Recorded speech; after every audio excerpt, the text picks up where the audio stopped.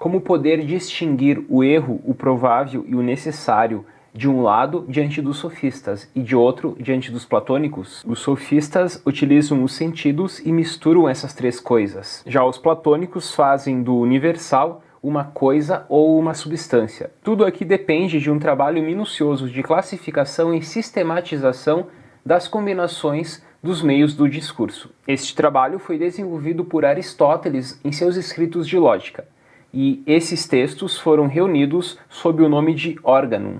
A obra Organum foi dividida da seguinte forma. Primeira parte contém as categorias, que tratam dos termos ou do que se diz sem nenhuma ligação.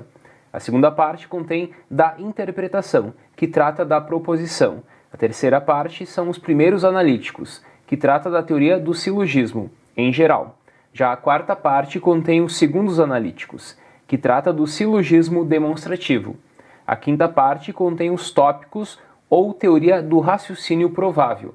E a sexta e última parte contém as refutações sofísticas, teoria dos raciocínios especiais utilizados pelos sofistas. Abordarei agora 6 pontos principais da obra Organum de Aristóteles. Como primeira tese, diz Aristóteles que há diferentes maneiras de atribuir um predicado a um sujeito. Aristóteles distingue diferentes expressões, que têm um significado fora de sua composição numa proposição. Cito eles: a substância, como o cavalo, a quantidade, como 2 metros de comprimento, a qualidade, como o branco, a relação, como o maior, o lugar, como o deserto, o tempo, como ontem, a posição, como o deitado, a possessão, como ter isto, a ação, como fazer aquilo, a paixão, como sofrer alguma coisa. Estes termos também designam as diferentes figuras da atribuição de um predicado a um sujeito. Por exemplo, Rocinante é um cavalo de 2 metros de comprimento e branco. Essas formas são, portanto, os gêneros mais gerais do ser, irredutíveis a um universal, como a ideia platônica. No entanto, elas são ordenadas à substância, isto é, a um indivíduo concreto, como o Rocinante, e isso marca a sua orientação realista. Como segundo ponto, destaco que há diferentes tipos de proposições. A proposição é definida como o que é suscetível de ser verdadeiro ou falso, porque ela diz alguma coisa sobre alguma coisa. Por exemplo, o cavalo é branco. Após, elas são classificadas por 3 tipos,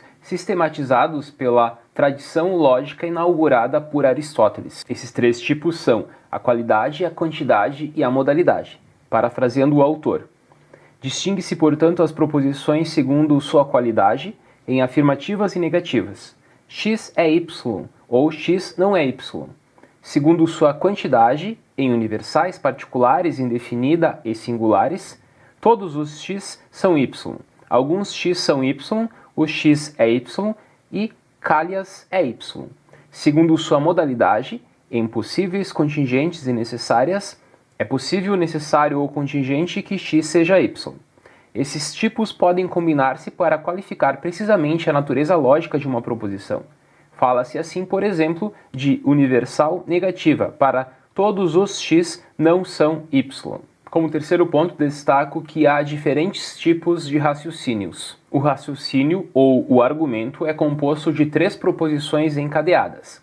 Se nós temos que as proposições elas podem ser classificadas como verdadeiras ou falsas, o argumento, o raciocínio, é classificado como válido ou inválido. Por exemplo, se A é B, B é C, então A é C. Aqui nós temos 3 proposições, 2 premissas e uma conclusão, e no todo isso é composto como um argumento. O argumento é válido ou inválido. As proposições citadas são verdadeiras ou falsas.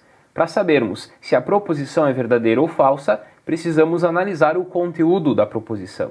Já para sabermos se o argumento é válido ou inválido, precisamos analisar a forma dele. Assim, segundo a lógica aristotélica, é possível termos um argumento válido composto de proposições falsas. Como quarto ponto, destaco que a ciência é um conhecimento certo que se baseia num silogismo demonstrativo. Quando tratamos da ciência, temos que analisar a veracidade ou a falsidade das proposições.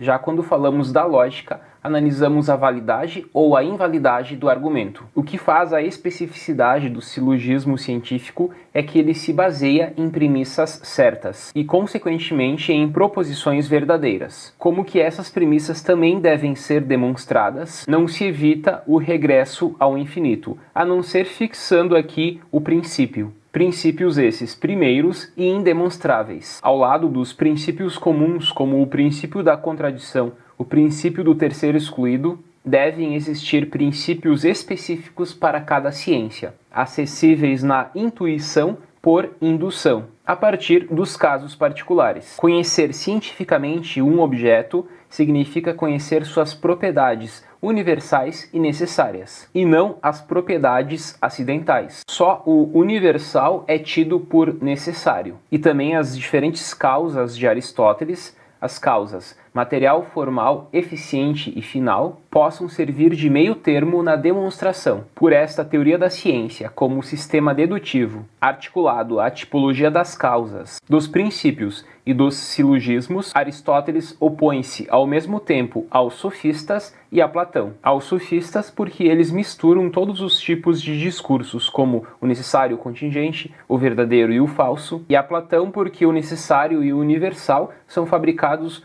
no nível do discurso, e não no mundo inteligível, no âmbito das ideias. Como quinto ponto, destaco que a dialética é um conhecimento do provável. Os tópicos consagrados à dialética foram escritos bem antes da teoria propriamente lógica do silogismo. Trata-se aqui de elaborar as regras do pensamento dialogado, de aprender a refutar ou defender teses que se baseiam em premissas somente prováveis, isto é, defendido por um sentimento mais ou menos unânime de pessoas reconhecidas. O lugar comum consiste numa primeira forma típica de atribuição de um sujeito a um predicado na discussão, e aqui Aristóteles os classifica a partir dos diferentes graus de atribuição. Por exemplo, a definição, o homem animal racional, o próprio, o riso é próprio do homem, o gênero, o homem é um animal, ou o acidente, Sócrates tem um nariz achatado. Há, portanto, lugares para cada uma dessas formas de predicações. Como sexto e último ponto,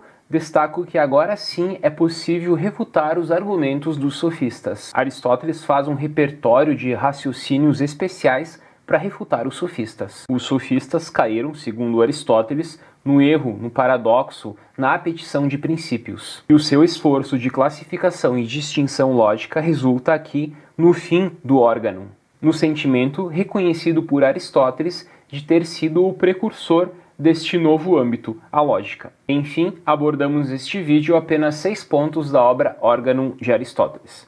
Até mais!